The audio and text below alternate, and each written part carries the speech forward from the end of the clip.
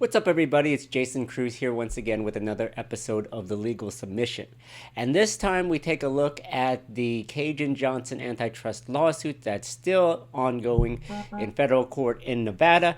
And we will be looking at the fact that the plaintiffs in that lawsuit have refiled or renewed its motion to compel and motion for sanctions of Dominance MMA in its lawsuit. Now, if you recall, the plaintiffs in the Kajan Johnson lawsuit are seeking pertinent information from agencies that have worked with the UFC, one of them being Dominance MMA. It's a non-party to the lawsuit, but they do have information, as I just said, that could relate to the claims of anti-competitive business practice on the parts of the UFC, which may have suppressed fighter pay. Now, Dominance MMA, you know, is headed by Ali Abdelaziz, who represents many of the big MMA UFC fighters in the space. And obviously, he has negotiated many a contract, and his agency has negotiated many a contract with the UFC. So what the plaintiffs are essentially looking for is any communications or ties which may, one, relate to contractual issues and contractual negotiations with the UFC, and two, whether agencies like Dominance MMA have colluded with the UFC in allowing its represented fighters to take lower wages or unfavorable positions in its contracts. So a subpoena was issued to Dominance MMA in January of 2025. Now, a subpoena is a request for documents issued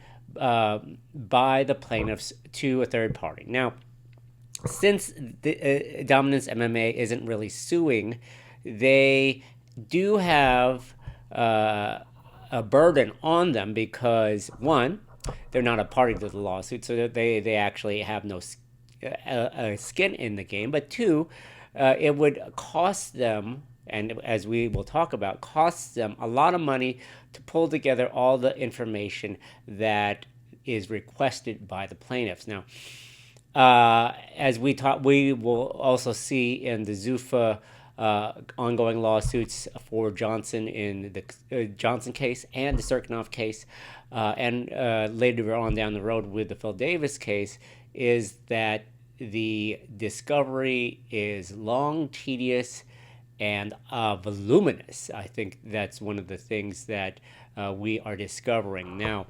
They in this particular Dominance MMA case, they're requesting the phones of certain individuals within Dominance MMA, specifically Ali Abdelaziz.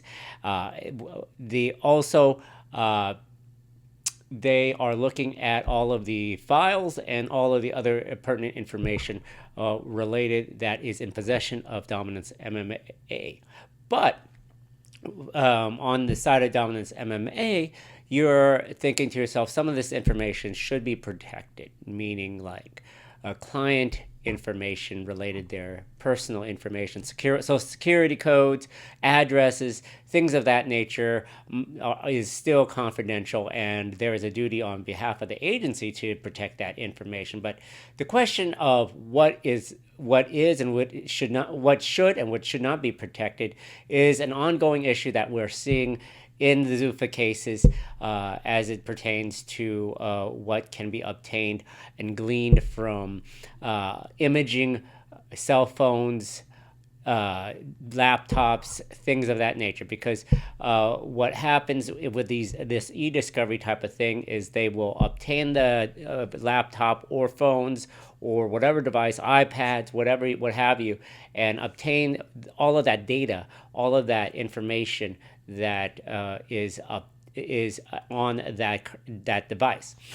Now, Dominance MMA, one of the things that is being fought over in this particular lawsuit is that they had to work with vendors. Now, It's a big industry that you work with a third party vendor to obtain to go through the machinations of taking down all the information and providing it to one the owner to do a spot check on making sure all this information is relevant, pursuant to the subpoena, and you don't want to give up confidential information, trade secrets. I mean, well, not trade secrets, but privileged information, and things such as that, such as health information, things that might be able to be protected. So there was a fight earlier on with respect to how much Dominance should be paying versus how much the plaintiff should be paying Dominance to obtain all this information. So there's one issue. The other issue is, of course, Dominance has been arguing that it is a small outfit, small company meaning, so they don't have necessary individuals to go over and review all the documents before it goes out to the UFC. I mean, excuse me, it goes out to the plaintiffs. So they have to be very careful about that as well. So the fight has gone on in January 2025. They issued the subpoena. There has been back and forth ongoing throughout the summer into the fall.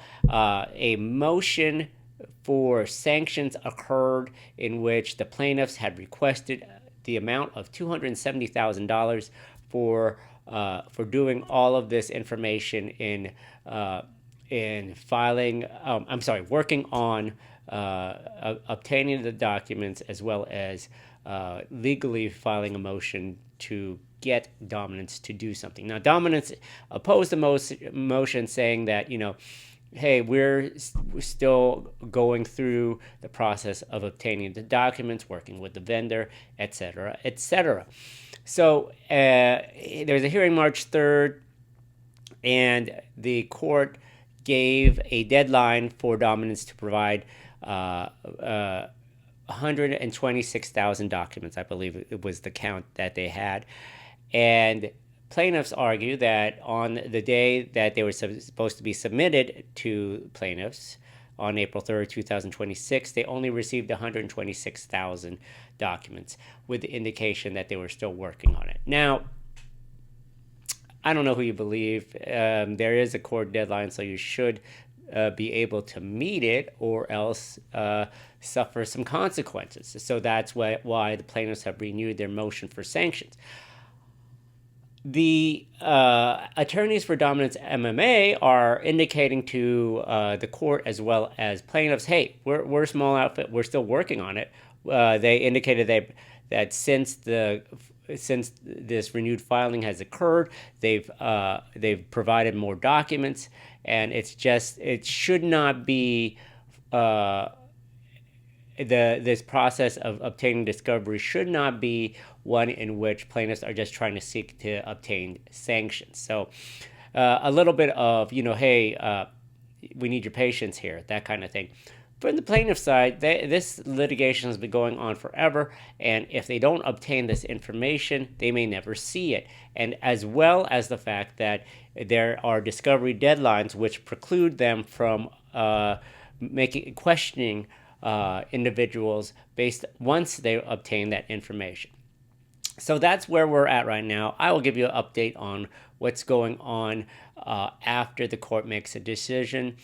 This is Jason Cruz with the Legal Submission MMA Payout for all of my other content. Have a good day.